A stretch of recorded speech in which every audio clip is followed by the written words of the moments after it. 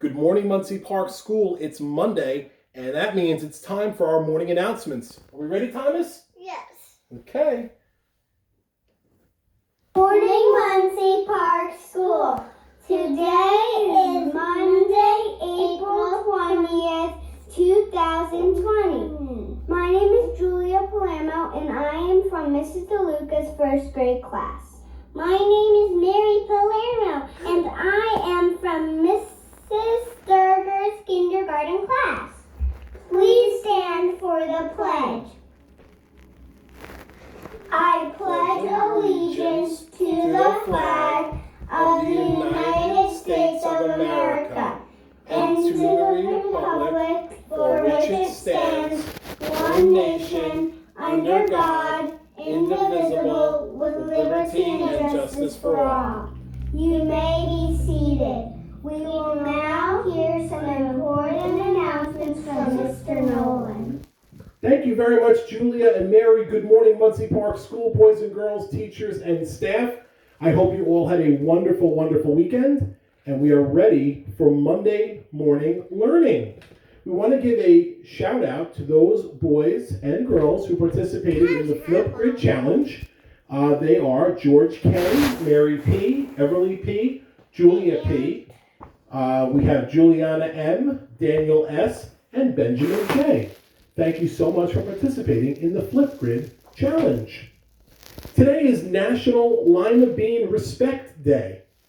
One of those vegetables that doesn't get much respect, but today is a day to give your lima bean a respect.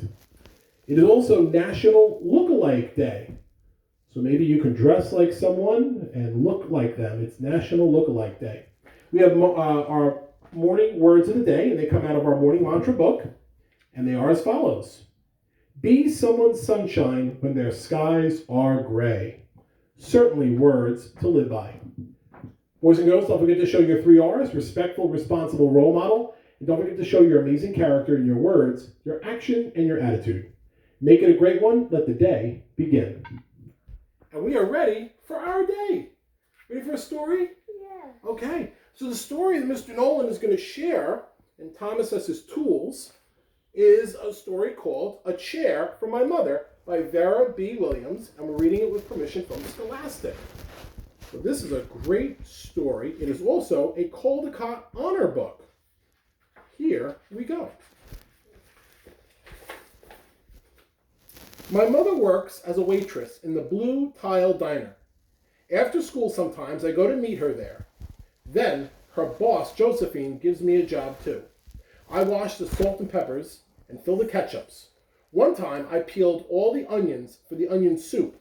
When I finished, Josephine said, "Good work, honey," and pays me, and every time I put half of my money into the jar.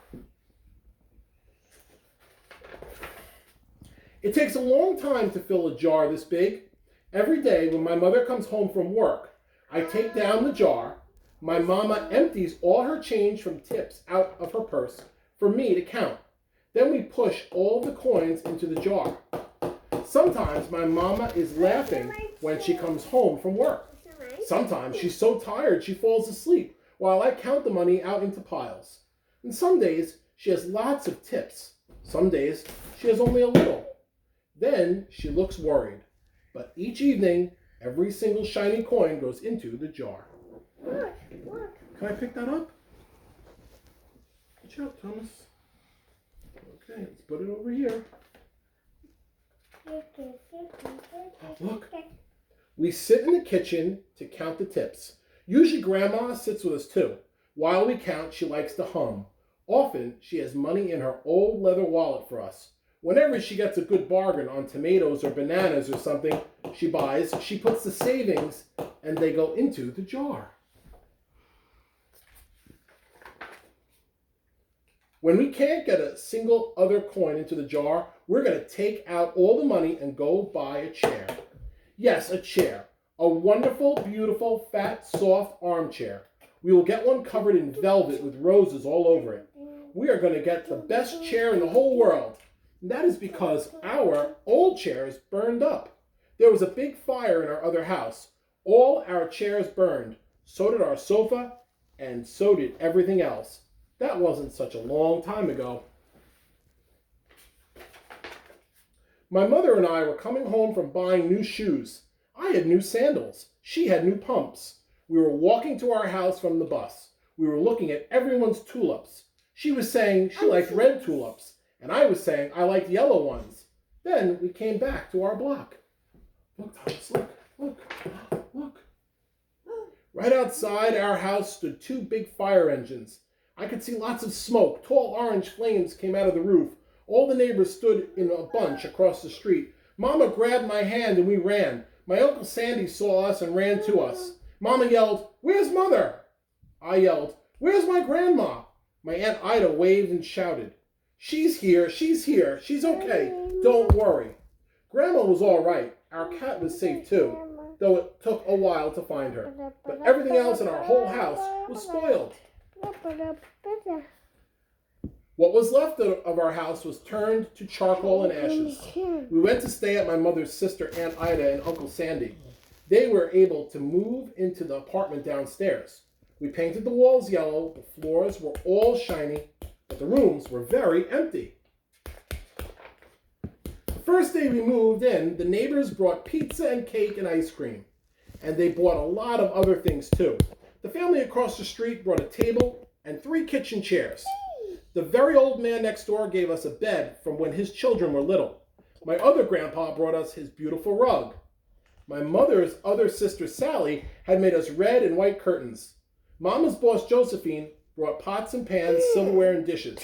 My cousins brought me and her own stuffed bear. Everyone clapped when my grandma made a speech. "You are all the kindest people," she said, "and we thank you very, very much. It's lucky we're young and we could start all over." That was last year. But we still have no sofa and no big chairs. When Mama comes home, her feet hurt. "There's no good place for me to take a load off my feet," she says. When Grandma wants to sit back and hum and cut up potatoes, she has to get as comfortable as she can on a hard kitchen chair. So that's how come Mama brought home the biggest jar she could find at the diner, and all the coins started to go into the jar. Now the jar is too heavy for me to lift down. Uncle Sandy gave me a quarter and had to boost me up so I could put it in. Want to sit? Here. Look, it's almost over. We're getting the end. After supper, Mama and Grandma and I stood in front of the jar. "Well, I never would have believed it, but I guess it's full," Mama said. My mother brought home little paper wrappers for the nickels and dimes and quarters. I counted them all out and wrapped them up. On my mother's day off, we took all the coins to the bank. The bank exchanged them for $10 bills. Then we took the bus down to the shop for our chair. We shopped through 4 furniture stores. We tried out big chairs and smaller ones, high chairs and low chairs, soft chairs and harder ones. Grandma said she felt like Goldilocks and the 3 bears trying out all the chairs. Finally, we found the chair we were all dreaming of, and the money in the jar was enough to pay for it. We called Aunt Ida and Uncle Sandy. They came right down in their pickup truck to drive the chair home for us. They knew we couldn't wait for it to be delivered. Look at the chair in the car, in the truck. I tried out our chair in the back of the truck. Mama wouldn't let me sit there while we drove, but they let me sit in it while they carried it up to the door. We set the chair right beside the window with the red and white curtains. Grandma and Mama and I all sat in it a while, and Ida took our picture. Now Grandma sits in it and talks with people going by in the daytime. Mama sits down and watches the news on TV when she comes home from her other job. After supper, I sit with her, and she can reach right up and turn out the light if I fall asleep in her lap. The end. Thomas, what'd you think of the story? Okay, so that story showed something called cause and effect. And cause, boys and girls, is what makes something happen. And effect is what happens. And now we have a Flipgrid challenge. Here's the Flipgrid challenge. We just read a chair from my mother. Tell me what you would save your money to buy. Why would you buy that? What effect would it have on you? And how would it make you feel? You could go on to Flipgrid. The code is Munsey Park. and you can share your response with me. Thomas and I want to wish you a great learning day. Let the day begin.